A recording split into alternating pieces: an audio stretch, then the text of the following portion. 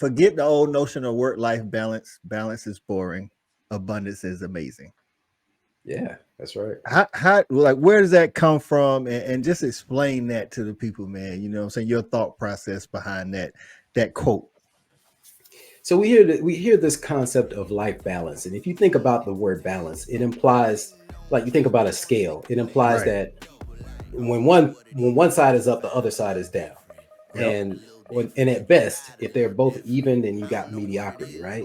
Right. Um, I don't subscribe to that. I believe that you can truly design your life the way you want to have it, so that you can have it all, whatever having it all means to you. You can design your life in that way. I just got out my way and when I got blessed up, yeah, boy. Started out pursuing God, then my interests got divided.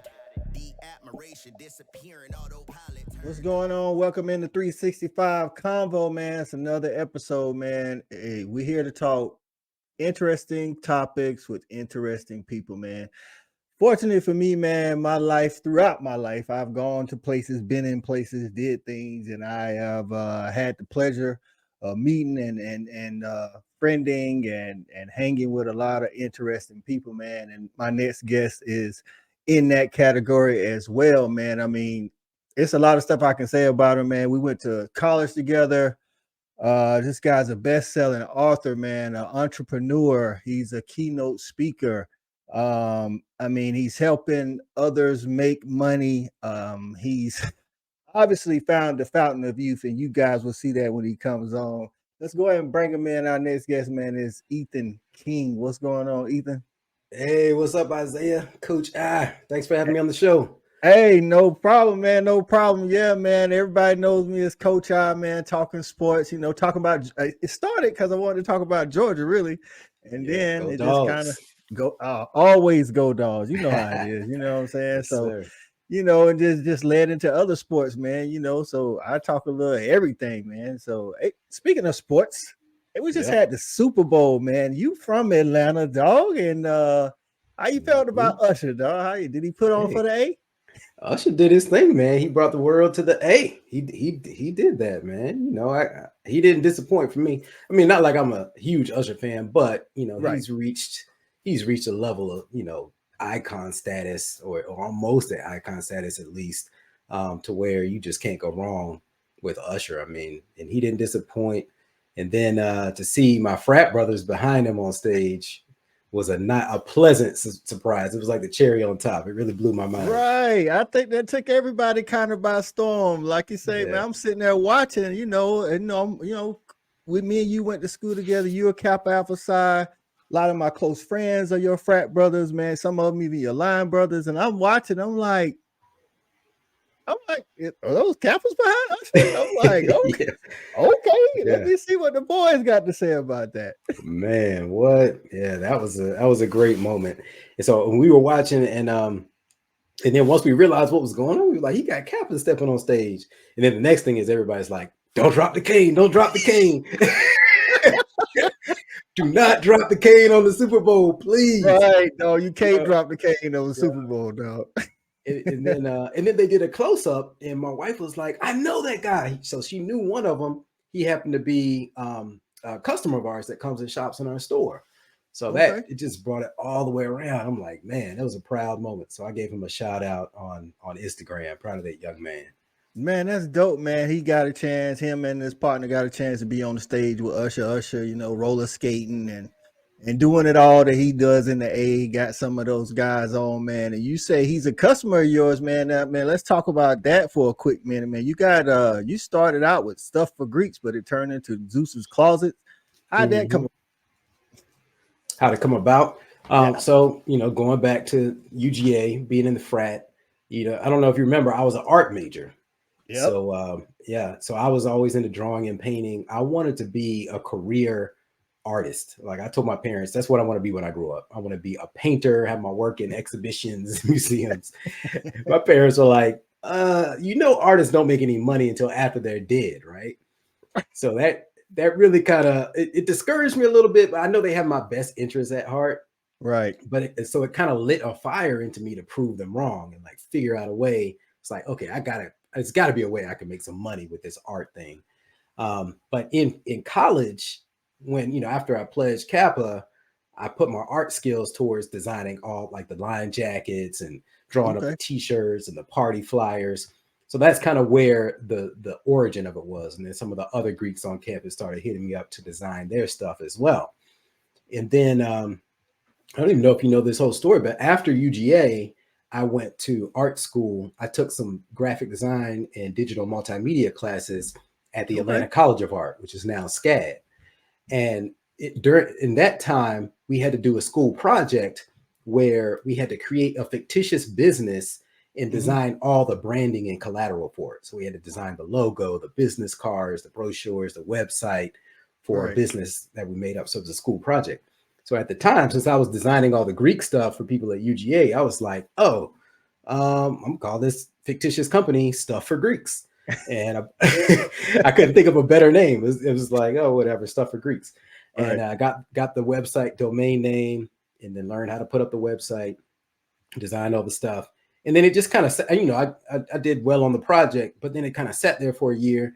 And then we started getting like real orders and inquiries from people that we didn't know, from like Stigma Gamma Rose on the other side of the country. I was like, wait a minute, like this Might might be be onto something. something here. Yeah.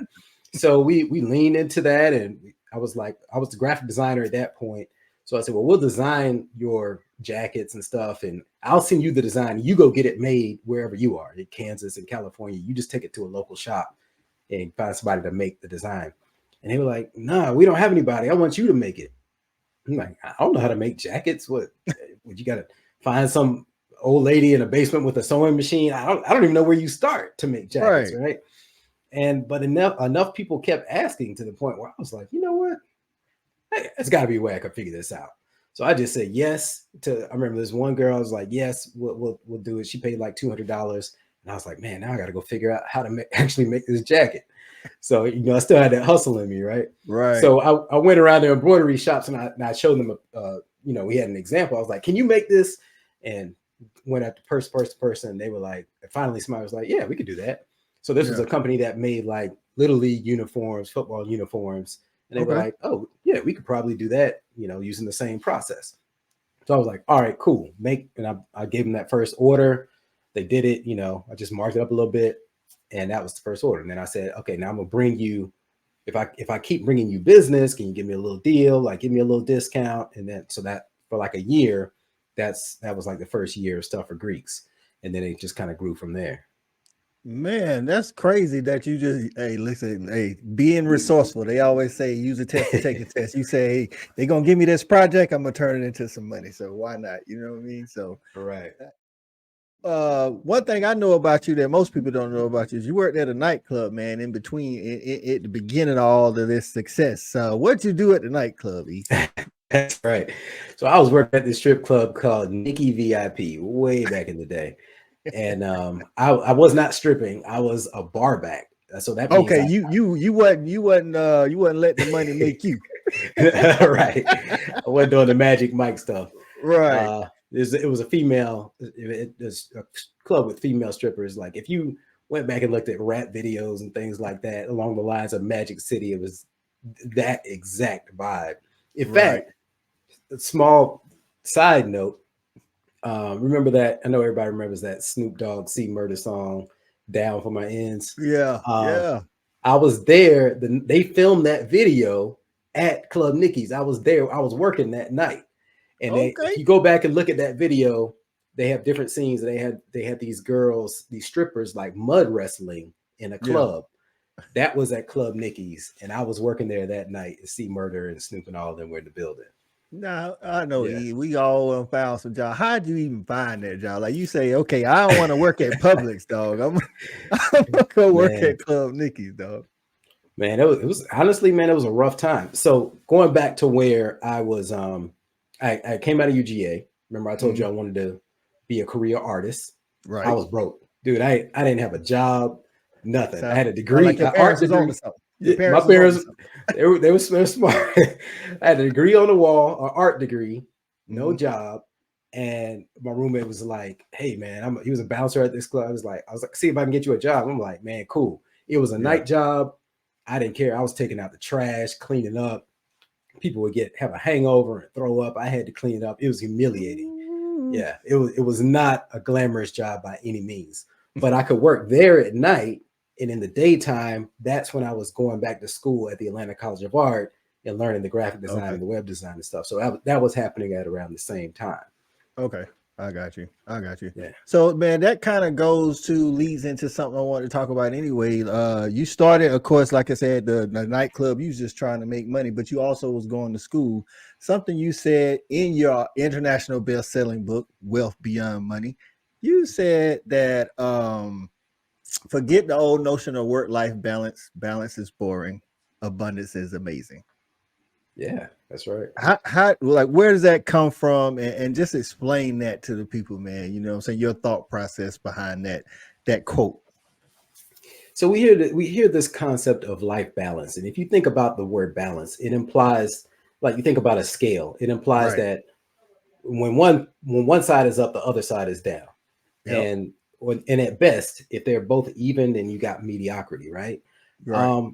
I don't subscribe to that. I believe that you can truly design your life the way you want to have it, so that you can have it all. Whatever having it all means to you, you can design your life in that way, and forget about the old notions of balance where you got to give up this or give up that. If it's something that you really want, you can have that and you can have this. I mean, for one thing, for example, I was sharing this with somebody the other day. I decided that years ago, like 2 decades ago, I decided I don't like traffic. I hate sitting in traffic. And I read a study one time about happiness, and it was like traffic is like one of the main causes of unhappiness and depression in people. Like they've done studies, like the longer your commute is and the longer you're sitting in traffic each day, the more likelihood of depression. I was like, I want to design my life so I don't ever have to sit in traffic. And I've done that. I hate Mondays. Like when I was working, I was like, that Sunday night dread was like, oh man, I got to go to work next morning. Yeah. I decided I don't want that. So in my business, we are closed on Mondays. I don't do any meetings. Like I don't even know what, most of the time I don't even know what day it is. It's Thursday. It's Thursday. But, Yeah. but I try to design my life to where, okay, every day. Now I don't want to make it sound like it happened overnight, but my point is, I was intentional about it, and I'm constantly intentional about shifting and crafting my life in a way to have it designed the way I like. Now, everybody may not have the same desire. Some people may not mind traffic. Some people might like sitting in the car. Some people might like Mondays. But Man, nobody like no traffic. But that's the thing. But the first step is really getting in tune with what's important to you. What's important to me, not about what you think you should be doing. Like some people, think success. I think that's a good point right there, dog. Yeah. I mean, some people just look at who's successful and how can I do what they do instead of saying, what do I want to do and how I can make that. Yeah, and how can I make that successful? Yeah, some people want to drive Lambos and Ferraris. That's cool. I don't really care about that. Now, it took me a while to realize that, because at first you're like, oh, that's nice. But I realized I don't care about owning that. If I really wanted to drive one, I'll just drive one, but I don't need to have one. Okay. That's just not important to me. I put more emphasis on experiences and travel. That's why you see me traveling all the time. That's a huge passion of mine. So I'll throw all my money and free time at that. But I do have a friend, not that I'm knocking car people, because I have a friend who is genuinely into cars. I mean, this dude is rich. He has like 12 exotic cars, but he doesn't have them for show. He has them because he's passionate about driving. He hides them. Like he doesn't even want people to know he has them.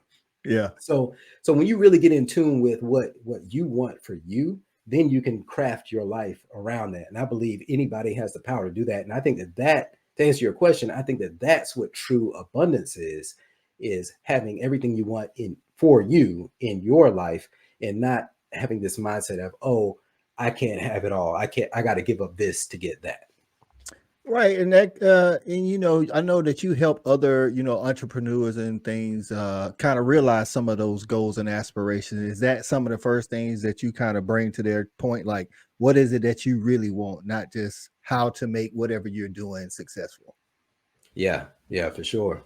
I mean, because whether you're an entrepreneur or whatever you do, it's got to start within you, right? And, and I don't necessarily think entrepreneurship full-time entrepreneurship may not be for everybody. Now, I do think that in America, it benefits everyone to at least have an LLC set up, so you have a side hustle or something, for the tax benefits and things like that.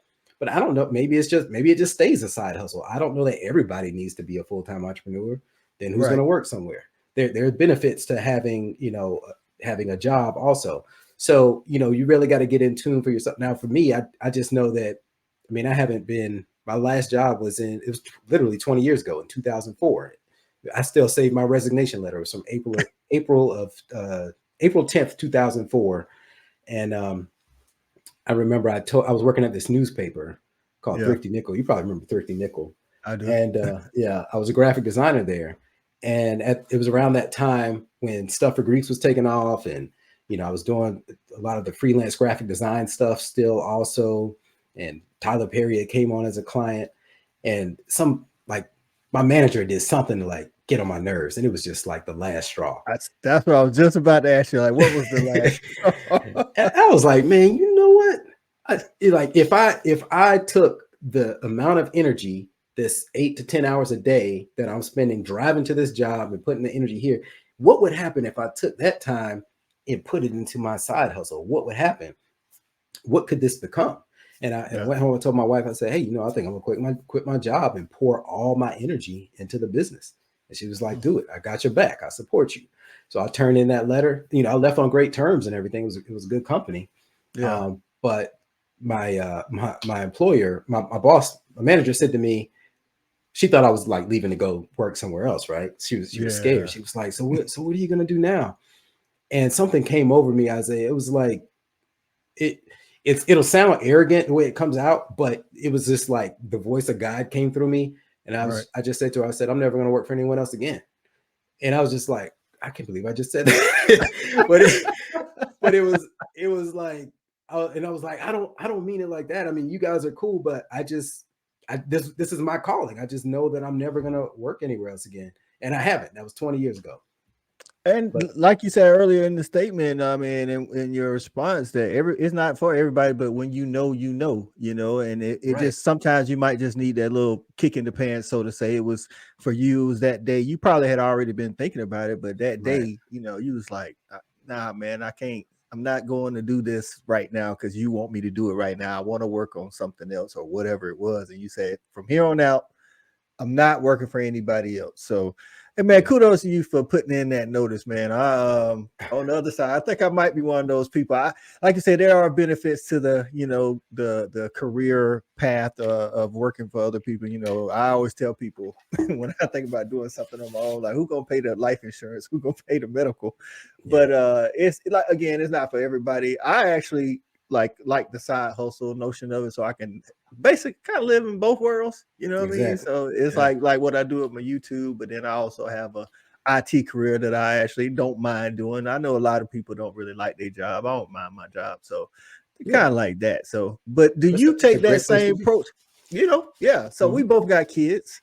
Do you take that same attitude, mantra, teachings to your kids for life? Like, hey man, find out what you want in life. Let's find out what you want. I know they're young, you know what I'm saying, but you kind of like mold them in that same pathway. I do. But because they are young, right now my kids are 9 and 13. Because they are young, I pay attention to them and what they gravitate towards. Because as a parent, often we can see better what our kids really, really enjoy doing than they can. Right. And like, for example, my son, Legend, he loves being on stage and telling jokes, and he loves getting that attention from the crowd. I wasn't like that when I was young. I was I was kind of shy and introverted. Yeah. But he feeds off that. So he's playing basketball now. And, he's kind of mid at basketball, just to be honest. But he likes it when he hits a shot. He loves that feeling from the crowd. So I look for those similarities, and I'm like, oh, okay. So whenever you can tap into that in your child and then magnify that and pour into that, because no kid's going to be good at everything. Even if they are good at a lot of things, then look for where does the thing they're good at overlap with what they really, really like and really enjoy doing when you see them glow up, you know? Right. I try to take the same with my son. My son's 12, and he's asked me actually job shadowing at their school is coming up, and he's like, I was like, well, what you interested in? And I know what he's interested in. I mean, he's a gamer. You know, that's the first thing. He likes Yeah. basketball, but kind of like your son, he's a beginner, you know, type basketball player. I think he likes it more so because I like basketball, but you know how that goes. You know, they like what dad likes until they find out what they like. But I'm Right. trying to do the same thing with him, let him know that you can do things that you're interested in to make a living out of that. You don't have to take For this sure. traditional path. I mean, the traditional path is good as well. I mean, you know how it is. You stay on your son's grade, your daughter's grades, but that's Right. not for everybody. So I think that's dope that you do that. You know, you take what you've learned and what you do in the business world and also kind of apply it to your personal life at home with your kids. You know what I'm saying? So that's kind of dope. But two things. One, you were talking about like making those changes in life, and a lot of times, what I realize is that it'll be a sign that'll push me into like Mm, a lot of times you feel like you might be leaning in one direction, but you're hesitant, or you yeah. may have a little bit of fear, but then you feel a push or a knock, which I think is from God. I can tell you about two times, and we've talked about like when I was working at the strip club, I and taking out the trash and stuff. I had gotten good with the DJs, and they Mm, learned that I knew graphic design, so they hired me to do the graphic design for the strip club, like the posters and the flyers and stuff for the strip club, got you. which which sounds cool, but it was, it kind of put me in this trap because I couldn't use any of that in my portfolio to get a real job, right? Right. I So I don't think felt so. like God was like, I have more designed for you, I have more in store for you, but you got to let that go. But I was hesitant because I was like, okay, was comfortable. But then one night on my way to the club, Ooh. I got jacked. I got carjacked at gunpoint, and that was like my wake up call. And I was like, Mm, okay, I hear you loud and clear, and I never went back to that. And that's when those other doors started opening in my life, and that's when stuff for Greek started taking off and things like that. And the second mm, time, when I was telling you about when I put in that letter of resignation, you're right. I had been thinking about it for a while, driving to work, hating it. I had this because when you have that side hustle going, and like you're working late because you got your day job, and then you're pouring in those mhm. hours at night, and you're grinding. So you're tired all the time. And then, man, the minute somebody getting your nerves, you're like, man, you know what? Oh, man, F this. But so I had thought about that. Right. But it took a while. It finally got to that point when it was just Mhm. the wrong conversation, wrong day, or the right day, depending on how you look at it. I was like, you know what? Let me go and type this letter up. It's time to make a shift. So I believe you. One thing is like really get in tune and listen to those voices from God or whatever your belief system is, the universe. Mhm. But you really got to get in tune and tap into that to know when to make those moves. Because I had a friend who sounds a lot like you actually. He was working in IT. This was years ago. He was like, "Man, Ethan, I don't know how you do this entrepreneur thing, man. I could never be a full-time entrepreneur, man. I need to know. I need the consistency, the insurance, the reliability of my paycheck." Then he got laid off. He got fired, Ooh. and he had to step out on his own. And 10 years later, he just celebrated his 10-year anniversary of being a full-time entrepreneur. 10 years in business, making a nice living for his family, but Mm, at what he was thrown into that, right. so we can always adapt, and we have different things within us, but there's also plans that the grand design has for us, and I think it's a matter of like leaning into that and listening to that intuition. So what would you tell somebody? So we're gonna lean into that, you know, going into entrepreneurship and some people that are hesitant. So so this is sometimes my logic. So like things that you like to do on the side. Sometimes you like to do it because you're interested in it, also because of the flexibility that it gives you. You can do it sometimes, but if you don't, you're not kind of, you know, you're not depending on it. So Mhm. like, you know, for instance, let's just take YouTube for me. You know what I'm saying? When I do my Fanatic Sports channel, I can record videos whenever I want to. Maybe I want to record this week, maybe I don't. Of course, if I record, people watch, I make money. But if I choose to hey man, I don't really feel like it today. I cannot do that because I know I got a check coming from my career. What would you tell somebody that kind of maybe thinking about going into entrepreneurship and they don't want to have to like have that mindset? Well, now that I quit my career, I have to record tonight. I have to, do this. I still want to have some sort of flexibility. Yeah. I mean, look, ride that fence as long as you can. That's what I would tell that person. And I did that. I mean, it had to be a good year or so when I was doing both. Because there is that danger. Like now, I'm living the dream that I had where, it's like, oh, okay, well, I get to design stuff full time. But then it does get to a point where, I got payroll. I got people I got to pay. Right. This isn't optional. I got to do this, So you will get to that point. So you really got to, examine, you got to look ahead and say, well, is that the future I want for myself? And if it's not, then if you're happy, look, and my book is called Wealth Beyond Money because it's all about happiness. So to me, that's winning over everything else. If you are happy, keep doing what you're doing. I want everybody to be happy. And to be happy, I believe you got to be aware of what I call the 6 dimensions of success: your spirituality, your intellect, your money, your physical presence, your love and relationships, and your entertaining experiences. And just take an assessment of where you are on those 6 areas. Is going to fluctuate from day to day. But the key is to just be aware of that and to keep them in calibration so that you're happy. And because I've seen too much being an entrepreneur for 20 years, I've seen too many people be only focused on the money and have this tunnel vision and neglect everything else, neglect their family, neglect their health. Man, think about it. Like, let me ask you this. How much money would you take for me to chop off your legs? No legs. $1 million? None. None. There's no amount, right? I need myself. So your legs are more important than money. There is something more important than money, right? Right. Or I could use any other example. Your family, your freedom. There are so many things that you'd be like, I want to take any amount of money. I'm keeping that, and you can have the money, right? Right. So when you start comparing things like that, like, would you take this or money? Money starts to fall way down the list. That's a good way to look at it. But if you think about it, if you look at the media, all the emphasis seems to be on money, money, money. People are focused on money, but really, it's really not as important to us as we think it is. So you're devoting your energy in the wrong direction.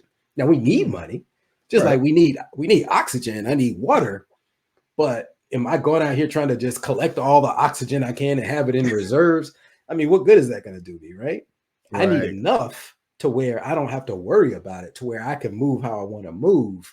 And that's really kind of the same thing with money. Money is like, it's like oxygen, it's like water, it's like blood. It's meant to flow and give life. So it's definitely important. We need it, but make sure you don't pursue it to the point where it's to the detriment of your happiness. I like that. I like that because I think, like you said, you touched on it. Media. Oh my God! With people in the media, whether it's social media, TV media, I think we have this ideology about, or these pictures of how life should be, and we as a population try to chase that, picturesque relationship goals or career goals. When people be posting all that kind of stuff, I think that's a good way, how you put it, to look at it. It's we all want money, but we shouldn't make that, sacrifice the things that are essential to life just so that we can get money. So for sure. What's through all of this, I know you experienced a lot, you traveled a lot, you've been around a lot. What's an experience that might not be the greatest of experiences that you've had, but you wouldn't change it because it's helped you a lot in your journey? But that carjacker was definitely one of them. And oh man, so many of them. It's crazy. We went through this time where we had stacked up all this debt. Where, in fact, I was just talking about having to make payroll, right? And you have that kind of that burden hanging every 2 weeks. It's hanging over your head. You got this hefty bill you got to pay. You got to keep your people employed, and business isn't always just a steady flow. It fluctuates. So You got to adapt. That comes with entrepreneurship. Well, we had gotten into like this debt snowball because at one point we took on debt to keep employees hot on payroll. This is very early, and we didn't realize that our business is seasonal. So we were going into a slow period, and we took out loans to keep people on, but then it took longer to come back, and then we had all this debt that just accumulated, and we were paying interest on it, and we never really got out of that. And it amounted to like this really really stressful situation. And like a few years ago, we were driving down the street, and my wife, who's my business partner, she was like, pull over, pull over. She was like, I can't breathe. And she pulled and I was like on the phone or something. I was like, huh? And I pulled over, she got out of the car, and she was like breathing. I was like, what's going on? And so she called her doctor, and so found out she had a panic attack. So we were so stressed. And I look back, I had prescription meds for like anxiety. And I'm like, man, looking back on it, I was so stressed out. Like that moment, I was just like, something has to change. Something has to give. Now, fortunately for me, now, and not to make a light of this situation, but the pandemic happened, and that forced me to reset a lot of things and forced me to let go of a lot of things and really reevaluate life as a whole. And it made me appreciate just the finer things of like just the beauty of nature, things like that. Like COVID really had me reevaluate and reset life, and that's why a lot of like the book came out. The book came out in 2022, or yeah, I think 2022. So a lot of the epiphanies that I had coming out of COVID, whereas before that I was in the trenches of being stressed out and depressed and stuff. That's what I share in the book, and that's how I had these epiphanies about wealth beyond money. That's hey man, I think 2020 and COVID helped a lot of people. It was this, rest in peace to those that lost their lives or are still struggling to recover. Hearts goes out to them. But I think it did make a lot of people reset because it showed you a lot of stuff that we think is important ain't really important when you can just, it can be all over today if it goes down like that. So with all that, man, going from, Club Nikki's to Zeus's Closet to TED Talks and keynote speakers, bestseller author. What's next for Ethan King, or are you good where you at? I'm working on a lot of different things right now. So we are actually rolling out more education programs with our business. For example, we have I'm teaching things about AI right now and how to implement AI in your business to be more productive and to help with your digital marketing and your social media. We have an embroidery certification course that we're teaching. We help clothing brands get started. So we get a lot of people come to us who have like a clothing brand concept or idea. So we take them through this whole 30-step roadmap to go from idea all the way to having their clothing line produced and hopefully getting them in the stores and in front of some big names. So it's more about the like teaching, giving back. I feel like I get more fulfillment from that. It's for me, life is all about freedom, income, and impact. And wherever I can have like the cross section of those three, I feel like it's my sweet spot right now for this next chapter in my life. Because just having two of those or one of those without the other one to me isn't fulfilling. But I love going somewhere, like speaking to a crowd, and in fact, I love traveling too. So if I'm in another country and speaking to a crowd, and people are sending me messages afterwards, like, "Hey, what you taught me really impacted my life in a positive way." That's the sweet spot for me. So I'm going to continue to magnify that through the books and the trainings and the courses and the speaking, just to see how many people I can help and how big of an impact I can make. Man, that's dope, man. And man, congratulations on all your success, dog. My son is always saying, Daddy, you know everybody. I'm like, I don't necessarily know everybody, but I did go to school with a lot of interesting people. I think our time at Georgia, we went to, we got movie stars, entrepreneurs like yourself, big time realtors, whoever it is, man. So just congratulations on all your success, E. I know we don't talk a lot. It's been a while, but I'm tracking you, dog, and I'm proud of everything you're doing. You know what I'm saying? Coming from the little people. You know what I mean? So No, man, I appreciate it. Thanks for having me here, man. And reach out anytime, man. I'm glad we're able to stay connected on social media and stuff. And like you were saying earlier, feels like just yesterday we were at UGA in the dorms kicking it. So we just right. keep getting younger, man. I don't know what everybody else is doing. I know, right? That's right. Before we get out of here, I'm gonna do this for my son. So, like I say, my son always say that I know everybody. So, just an interesting, funny flex for you. Who's the most famous person in your cell phone contact?